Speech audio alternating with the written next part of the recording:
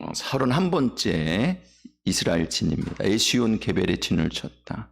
아브로나, 우리가 지난 시간에 아브로나 같이 또 진을 친 것 말씀을 나눴어요. 아브로라고 하는 거 아발에서부터 왔다 그랬어요. 건너가다. 그래서 이것은 굉장히 복음적인 의미다. 먼저는 우리가 하나님으로부터 배신하고 떠나왔다. 그래서 하나님의 에덴에서부터 구원의 자리에서부터 쫓겨난 자들이다. 그런데 우리 스스로 하나님께로 다시 건너갈 수 없기 때문에 예수님께서 우리에게 찾아오셔서 우리를 끌어내시고 동행하셔서 마치 광야를 통과하게 하신 것처럼 구름기둥 불기둥으로 인도한 것처럼 우리를 인도하시고, 그래서 우리의 허물을 덮으시고 용서하시는 그 은혜 안에서 그 40년 동안 사실은 하나님께서 은혜 베풀어 주신 거죠. 허물을 덮어 주신 거예요. 그게 아바르라고 하는 말 속에 다 들어가 있다 그랬어요. 그래서 예수님을 통한 우리가 구원받은 거다. 하나님의 전신갑주 중에서 구원의 투구를 우리가 또 같이 은혜를 나눴습니다. 그것은 주께서 우리에게 베풀어 주신 거다. 그것으로 철저하게 무장을 하고 제일 먼저 제일 중요하고 제일 으뜸이 되는 것은 뭐냐? 주께서 나를 구원해 주셨다고 하는 것에 대한 감사와 감격이 우리의 신앙의 으뜸이 되기를 축원을 드립니다. 그리고 다 쓰라 그랬어요. 그 다음에 에시온 게벨이라고 했습니다. 에시온 게벨을 한마디로 얘기하면, 이게 에시온이라고 하는 건 척추라를 얘기하고 게벨이라고 하는 건 용사를 얘기하는 거거든요. 그래서 거인의 척추로 얘기를 하든지 아니면 용사의 견고함, 아주 강력한 용사, 뭐 이런 식의 의미가 있어요. 전신갑주, 용사의 힘의 원천은 뭐냐? 용사는 나가서 싸우는 건데, 지금 앞에 있는 것들은 다 어떻게 보면은 방어 수단이에요. 우리가 전신갑주 중에서 다 투구도 그렇고 뭐 이렇게 띠도 그렇고 다 이 방어의 수단인데, 근데 이제 공격의 수단, 용사가 가지고 나가 싸우는 공격의 수단이 이제 검이죠. 말씀의 검, 성령의 검, 곧 하나님의 말씀을 이제 우리가 여기서 또한 은혜로 같이 연결할 수가 있어요. 그럼 이제 에시온 게벨에 진을 쳤다고 하는 의미, 그 신앙의 복음의 의미는 뭐냐? 민수기 33장 35절 말씀 다시 한번 하나님의 말씀 받겠습니다. 시작. 아브로나를 떠나 에시온 게벨에 진을 치고. 아멘, 아멘. 자, 에시온 게벨 말씀드렸죠. 그래서 어떤 단단하다, 척추다, 그리고 용사라고 하는 의미, 견고한 용사, 대장부, 이런 의미가 있다 그랬어요. 근데 용사의 아주 강인함, 단단함, 뚫을 수 없고 넘을 수 없는 용사의 모습은 크게 두 가지 형태로 나타나요. 이 영적인 전쟁에서 보면 용사가 서로 다른 관점을 가지고 보게 됩니다. 이스라엘 백성들이 민수기 13장 말씀해 보면은 가나안 땅으로 정찰을 쭉 갔다가 이제 돌아온단 말이에요. 근데 돌아오는 자들의 이야기가 뭐냐? 33절, 민수기 13장 33절 말씀해 보니까 거기서 네피림이라고 하는 자들을 봤는데, 그들은 네피림이라고 하는 것은 그러니까 인간의 보통의 수준에 있는 유전자가 아니고 엄청난 거인의 유전자를 받은 자들이란 말이에요. 일반 코끼리가 있으면 맘모스도 있잖아요. 같은 코끼리인데 맘모스랑 이렇게 나눠지죠. 그런가 하면은 우리가 저 밀림 속에서 아주 그냥 약삭빠르게 잘 다녀야 되니까 그 밀림 속 가장 깊숙한 곳에 사는 사람들 피그미족이라 그러잖아요. 아주 작아요. 130cm. 성인 제일 큰 사람이 130에서 150cm도 안 된단 말이에요. 지금이야 우리가 이 큰 거 좋지만 만약에 우리가 피그미족 사는 데 가갖고 이 키를 가지고 살아가면 힘들 수도 있어요. 그러니까 이게 뭐 우열을 따질 만한 일은 아니라고 해도 어쨌든 전쟁에 나아가서 그런 육체적인 강인함이라고 하는 것은 굉장히 유리한 거예요. 그렇죠? 네, 그것이. 그런 의미에서 네피림이라고 하는 것은, 이것은 일반적인 그 사람의 유전자가 아니고 유전적으로 훨씬 더 엄청난 그런 인종이다. 자, 피그미족이나 뭐 다르듯이 맘모스나 아니면 사람이 같은 종이지만 그 안에 있는 완전히 다른 개체로 나눠지듯이 그렇게 나눠진 자들이라고 하는 거죠. 안악자손이 그 골리앗이 다 거기에 해당되는 자들이거든요. 골리앗이나 이런 사람들이 다 그 계열이란 말이에요. 나중에 있는 그 용사 한 명도 이스라엘 백성들이 벌벌벌 떠는데 그 사람들이 그냥 정복당하거나 아니면 멸망당해서 쫓겨나다니지 않고 군집을 이루어갖고 자기네들의 세력을 늘리고 숫자를 늘려가는 가운데 있는 그 많은 사람들과 나가서 싸우려고 해보세요. 얼마나 두려울까. 여러분 그냥 우리가 참 믿음 없었어, 그 사람들 믿음 없었어 얘기할 게 아니에요. 우리는 작은 것 하나 때문에도 그냥 막 마음 졸이고 말이죠. 실망했다, 낙담했다가 그냥 뭐 조금만 좋아져도 그냥 희덕대고 그냥 하나님 역시 살아계신다 그랬다가 아침에 하나님 살아계신다 그랬다가 저녁에 안 좋은 일 있으면 하나님 어디 계시냐고 이러기 십상이란 말이에요. 근데 이스라엘 백성들이 어쨌든 그들을 봤을 때에 그들의 눈에는 안악자손 그 성의 거민들이나 그 성체가 에시온 게벨과 같이 보였던 거예요. 거대한 거인의 척추와 같이 그 성벽들이 서 있고 엄청난 용사의 강인함 같이 안악자손들이 나와서 마저 싸울 수 있을 거라고 하는 것은 엄청난 공포였어요. 그런가 하면 여러분 믿음의 눈으로 봤을 때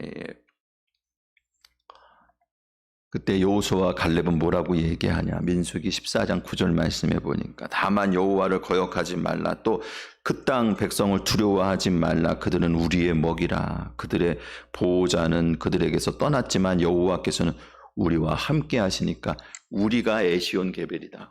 우리가 강한 용사다. 메뚜기라고 말하지 마라. 우리가 강한 용사야. 왜? 하나님이 우리와 함께 하시기 때문에. 하나님 말씀하셨잖아. 그들을 우리에게 주겠다고 말씀하셨는데 그 말씀 거역하지 말아라. 할렐루야. 그러니까 실상은 영적인 눈으로 봤을 때는 이게 에시온 게벨이 바로 이스라엘 백성이었던 거예요. 자기네들이 몰라서 그렇지. 우리가 거룩한 전쟁 성전에 나간다고 이야기를 합니다. 그래서 이스라엘 백성들이 가나안 땅에 들어가갖고 그 백성들을 다 쫓아내야 돼. 하나도 남김없어요. 근데 요즘에는 이게 부정적으로 쓰여요. 그렇죠. 어디서 말이죠. 성전을 한다 그래서 그 정복한 땅에 있는 사람들을 다 학살했다. 여러분 그러면 전 세계가 나서갖고 지금은 이제 학살자들에 대해서 끝까지 전쟁 범죄자로 취급해갖고 잡아냅니다.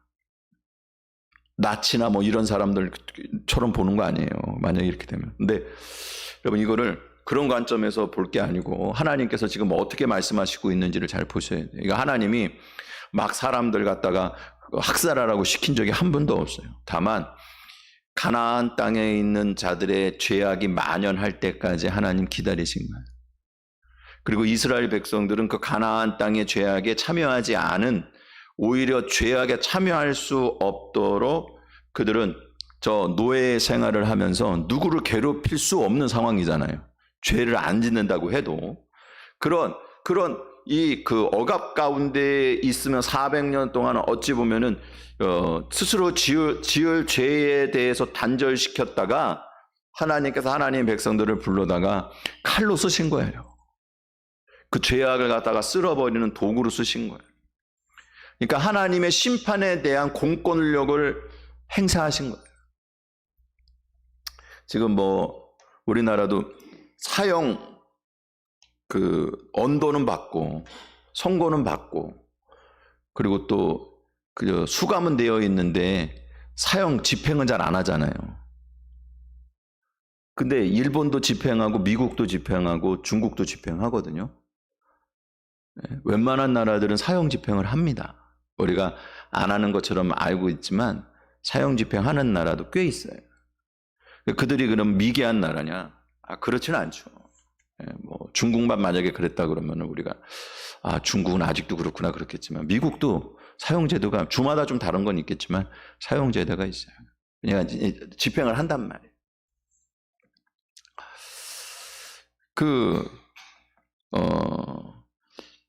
근데 여러분, 이게 사형이 행해지면은 엄청난 중범죄자들이 줄어듭니다.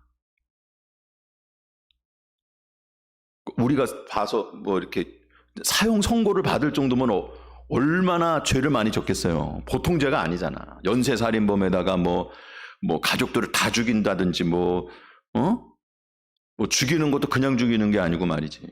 뭐 하여간에 뭐 입에도 담기도 막 진짜 아주 저기 할 정도로 그냥 소름이 끼칠 정도로 그런 범죄자들이잖아요. 근데 그렇게 범죄를 하면서도 어떤 생각을 하냐면은 난 감방에서 안 건드리지. 이 살인죄 진 사람이 한 사람 죽인 살인죄를 가지고 한 사람 더 못 죽이냐고요.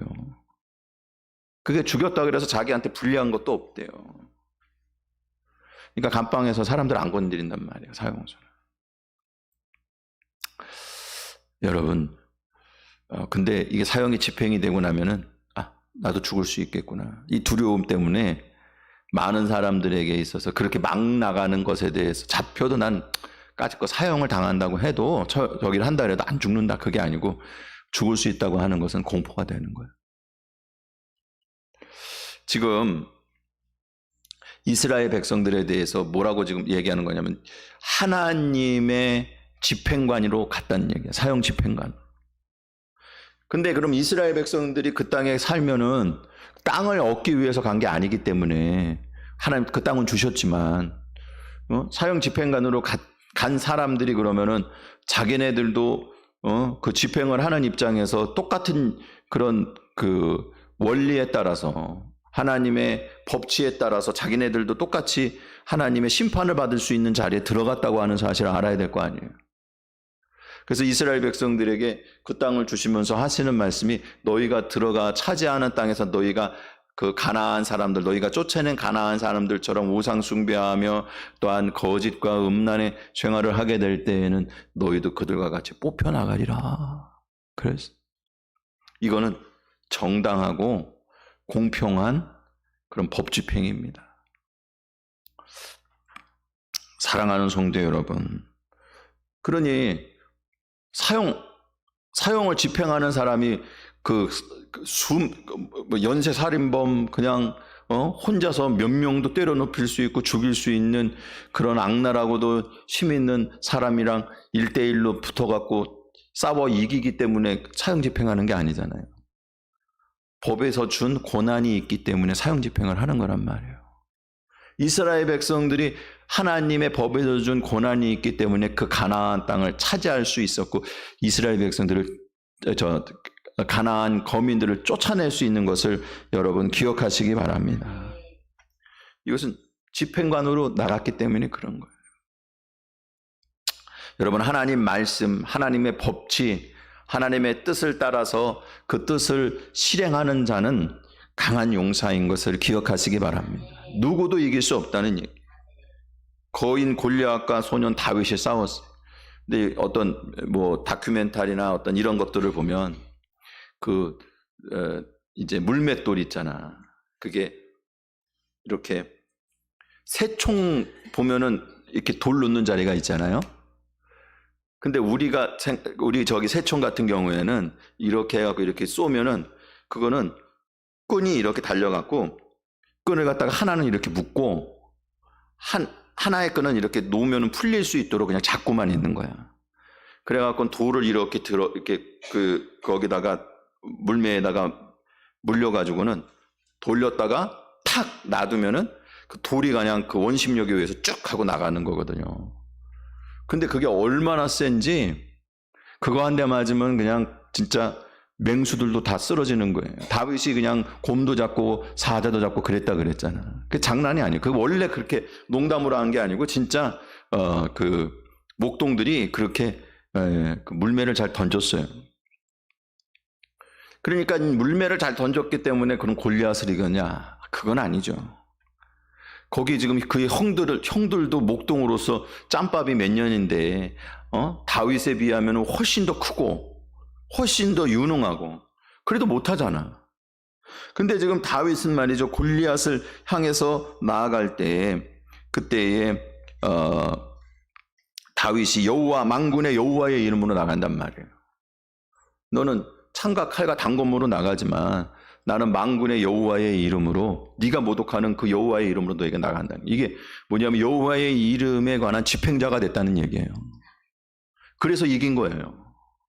예시온 게벨이 된 거예요. 사랑하는 성도 여러분, 우리가 뭐 엄청나게 믿음이 좋고 그리고 신앙적으로 그냥 흔들리지 않고 그냥 뭐 다 돼, 걱정하지 마, 그냥 한번 해봐. 무슨 정주영 회장이 말이죠, 맨날 그랬대잖아요. 뭐 그 어려운 일 있고 힘든 일 있을 때마다 새로운 돌파구를 마련했대잖아요. 저 아산 쪽에 방조제 만들 때에도 자꾸 이렇게 마지막에 그 조금 남았을 때 물살이 그걸로 막 다니니까 엄청 세니까는 뭐 집채 많은 돌을 갖다가 넣어도 못하고 그러니까 유조선을 갖다가, 큰 유조선을 이 물에다가 이렇게 침몰시켜 갖고 그걸 다 메꿨다 그러잖아요. 그러니까 맨날 그 사람은 초등학교밖에 못 나온 사람이니까 엄청 똑똑한 사람들을 갖다가 다 직원들인데, 직원들이 이렇게 저렇게 계산해보고 말이죠, 그 공학자들이 이렇게 따져봐도 그 될까요? 왜? 여지껏 해본 데이터가 없으니까. 해봤어, 한번 해봐. 근데 여러분, 그게 그러면 그게 에시온 게벨이냐는 얘기예요. 한번 해봐. 야, 우리 한번 해보자. 안 해봤잖아. 야, 해봐. 하면 된다. 군대에서 맨날 듣던 얘기가 하면 된다. 하면 된다. 근데 하면 진짜 돼. 그런 정신이 좋은 정신이에요. 그런데 그게 하나님 말씀에 따라 순종하고 나아가는 것과 내 확신과 신념과는 다른 거예요. 사랑하는 성도 여러분, 하나님 말씀에 대해서 듣고 그 말씀에 대해서 순종하는 게 에시온 게벨의 신앙인 것을 기억하시기 바랍니다. 말씀의 집행자다. 두 번째로, 자, 이제 에베소서 6장 17절 말씀으로 가겠습니다. 하나님의 전신갑주 중에서 성경을 찾아보세요. 에베소서 6장 17절 말씀입니다.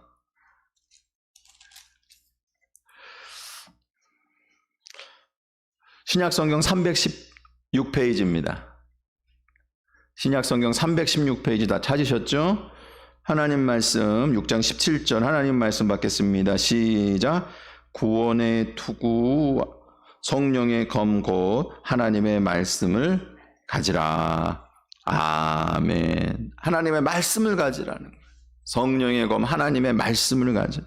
여기서 검이라고 하면은요, 신약 성경에서는 두 가지 검의 종류가 있거든요. 그래서 마카이아라고 하는 검, 이거는 그 군도를 얘기해요. 군대에서 쓰는 칼, 군인이 쓰는 칼. 그리고 또 다른 칼은 룸파이아, 검이나 칼이나 그냥 섞어서 써요. 우리 그냥 하나로 이렇게 했으면 좀 더 이해가 쉬울 건데, 하여간에 이 두 가지 칼을 종류를 성경에서 해석할 때도 칼로도 해석했다, 검으로도 해석했다, 막 이래요. 근데 어쨌든 간에 우리는 그걸 나눠서 생각을 해야 되겠죠. 룸파이아라고 하는 거, 군사용 칼이라고 하는 것은요, 이것은 거의 대부분 예수님이 붙잡고 쓰는 칼이에요. 사랑하는 성도 여러분, 이 군대에서 쓰는 칼, 이것은 주님의 말씀이고 주님의 칼, 하나님의 칼이고 영적인 권세가 있는 것임을 여러분 기억하시기 바랍니다. 영적인 세계에서의 승리는 주님이 하시는 거예요. 이것 또한 우리가 말씀을 가지고 나아가서 싸우는 것 같지만 하나님이 주신 칼의 권세를 가지고 나아가는 거예요. 여러분, 저 군대 지휘관한테는 왕이 군도를 하사합니다. 왕이 내린 군도를 하사해요. 그러면은 이제 이 전쟁에 나간 장군이 그 칼을 들고 지휘합니다. 앞으로 하면은 자기가 얘기하는 것 같지만 실상은 그 누가 준 권한을 가지고 하는 거예요. 왕이 준 권한을 가지고 하는 거예요. 칼을, 그 큰 칼을 갖다가 들고서 그 전쟁을 지휘한다고 하는 것은 왕이 준 권한으로 한다는 얘기인 거예요. 그러니까 모든 군사들이 그 말을 안 따르면, 장군의 말을 안 따르는 건 뭐예요? 곧 왕의 말을 안 따르는 거란 말이에요. 그러니까 여러분, 이 검이라고 하는 것은 예수 그리스도의 권세요. 주님의 명령인 것을 기억하시기 바랍니다. 우리가 그걸 가지고 서로들 같이 그 명령에 따라서 순종하도록 지금 가고 있는 거예요. 그리고 이 검은, 말씀의 검은, 그거는 예수님의 칼이고 예수님의 권세의 검인데, 이것은 양날 가진 검이라고 또 성경은 늘상 기록하고 있어요.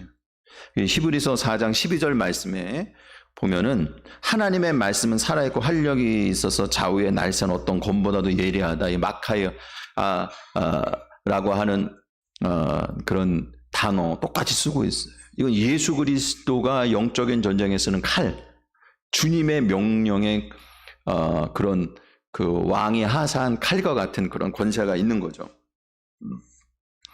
여기 보면은 그래서 찔러, 예리해서 영, 혼, 관절, 골수를 찔러 쪼개기까지 하고 판단하신다. 마음의 뜻과 생각도 판단하신다. 그랬어요. 우리가 잘 알고 있는 말씀이죠. 여러분, 찔러 그랬어요. 관통한다는 거예요. 꿰뚫는 통찰력이 있고 쪼개는 거예요. 그래서 나누는 거예요. 하나님 말씀 순종하는 것과 순종하지 않는 것에 대해서 나누게 하시고 판단하신다고 하는 거예요. 분별하게 만든다는 거예요. 여러분, 하나님 말씀을 가지고 우리에게 이렇게 하나로 이렇게 섞여 있는 우리의 마음과 생각과 행동과 활동에 대해서 세상에 있는 모든 세상의 이치와 원리와 또한 지나가는 그런 현상에 대해서 주님의 말씀으로 딱 꿰뚫어서 통찰해 갖고 나누고, 그래서 그걸 분별해서 하나님의 뜻인 것과 아닌 것, 옳은 것과 그른 것들을 찾아내게 하시는 것을 기억하시기 바랍니다. 그래서 양날을 가졌단 말이에요. 우리의 심령도 그렇게 나누고 그리고 세상도 그렇게 분별하는 거예요. 아까 용사가 가지고 있는 물매에 대해서 말씀을 드렸어요. 근데 이 물맷돌도 똑같은 의미를 가지고 있어요. 칼과 같은 의미를 가지고 있어요. 이게 다윗이 물맷돌 5개를 가져다가 이제 골리앗 싸우려고 나가거든요. 근데 매끄러운 돌 5을 취했다 그랬어요. 매끄럽다는 건 할라크라고 하는 거, 나누다라고 하는 의미가 있어요. 하나님의 말씀은 살아있고 운동력이 있는데 혼과 욕과 관절 다 찔러서 쪼개고, 그래서 그것을 판단한다 그랬잖아요. 그 의미, 찔러서 나누고 판단하는 거, 이것이 할라크예요. 다윗이 작은 물맷돌 5을 취하였습니다. 근데 그건 다윗의 모습과 똑같아요. 매끄럽고 연약해 보이고 보들보들해 보이고 그잖아요. 모난 데가 없잖아. 작고 골리앗이 조롱할 만해. 골리앗이 가지고 있는 배틀체 같은 그냥 이 창대에다가 앞에 그냥 엄청 무거운 그런 창날을 달고서 던지면 그냥 보통 사람이 던지는 게 2-3배는 날아가는 그런 엄청난 사거리를 가지고 있는 무지막지한 그런 창과 비교해 보면은 다윗이 갖고 있는 그 물매라고 하는 돌이라고 하는 것은 정말 보잘것없고 연약해 보이죠.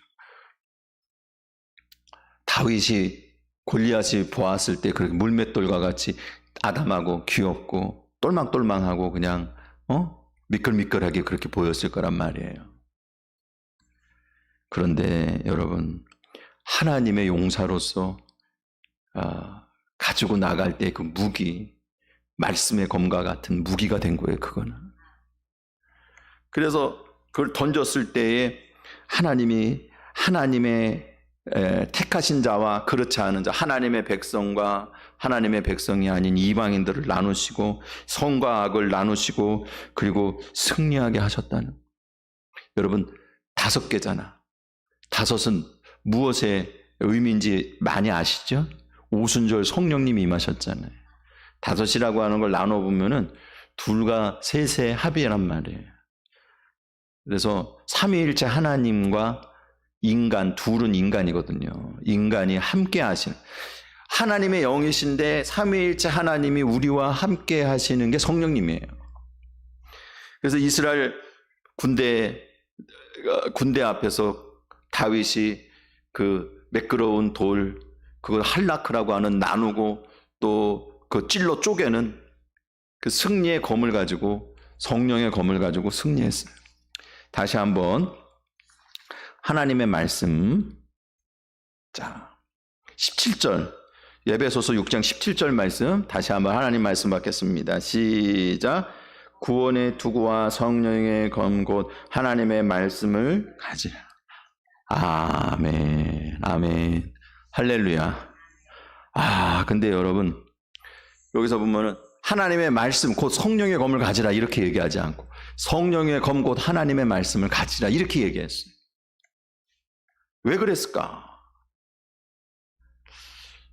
여러분, 하나님 말씀은 다 받았어 사실. 이스라엘 백성들이 말이죠, 가나안 땅에 애굽 땅에서 출애굽해 갖고 나와서 이 가데스에 한번 온 거 아니에요. 가데스 바나에 왔다가 정탐꾼을 보냈다가 왔는데 그들이 말이죠, 그 아낙 자손을 봤을 때 에시온 게벨과 같이 그들은 정말 강하고 튼튼한 그 에시온 게벨의 그 단어가 이스라엘 백성들이 아낙 자손을 봤을 때 제가 아까 말씀드렸던 민수기 13장에 있었던 그 말씀 있잖아요. 그 단어가 그대로 다 들어가 있어요. 에시온 게벨로 이렇게 딱 붙어서 나온 건 아닌데 두 단어가 다 들어가 있어요. 에시온과 게벨이라고 하는 단어가 그들이 봤을 때 그들은 강한 용사와 같이 보였던 거예요. 그런데 여호수아와 갈렙뿐만 아니라 이스라엘 백성 전체가 다 하나님께서 그 땅을 주시겠다고 하는 말씀을 들었잖아요. 듣고서 진짜로 주실 줄을 알고 기쁜 마음으로 갔는데 가서 보니까 달라. 하나님이 주신다 그랬는데 가서 보니까 우리가 가서 얻을 수 있는 땅이 아니야. 여러분, 같은 하나님의 말씀이었는데 근데 어떤 사람들에게는 그것이 약속의 말씀이 되고 승리의 말씀이 되고 언약의 말씀이 되고 복음의 말씀이 되었는가 하면 어떤 사람에게는 그건 하나님의 말씀대로 왔다가 이거는 낭패를 보게 된 것이고 내가 이렇게 할 거면 신앙생활 열심히 하지 않는 건데 기도생활 확실히 하지 않는 건데 믿음생활 대충 할 거를 너무 열심히 했다는 이런 식의 이야기들 말이죠. 괜히 그냥 충성하고 봉사하다가 사람들한테 미움 사고 뭐 이렇게 오해 사고 뭐 이랬다는 등 여러분 이런 식의 이야기들도 혹 있잖아요. 근데 지금 그 이스라엘 백성들이 하나님께 원망하는 게 그런 거예요. 하나님 주신다 그래서 말씀대로 했는데 보니까 못하겠다는 거예요. 안 되겠네. 이거 큰일 났네. 다 망했네. 이렇게 얘기하는 거예요. 그러니까 처음부터 하나님 말씀대로 확실한 하나님의 말씀의 언약과 증거가 없이 내 생각대로 나갔다면은 그러면은 그때는 여러분 잘못된 것을 깨닫고 내 마음대로 내 생각대로 한 것에 대해서 회개하시기 바랍니다. 그것 자체를 갖다가 옹호하는 게 아니에요.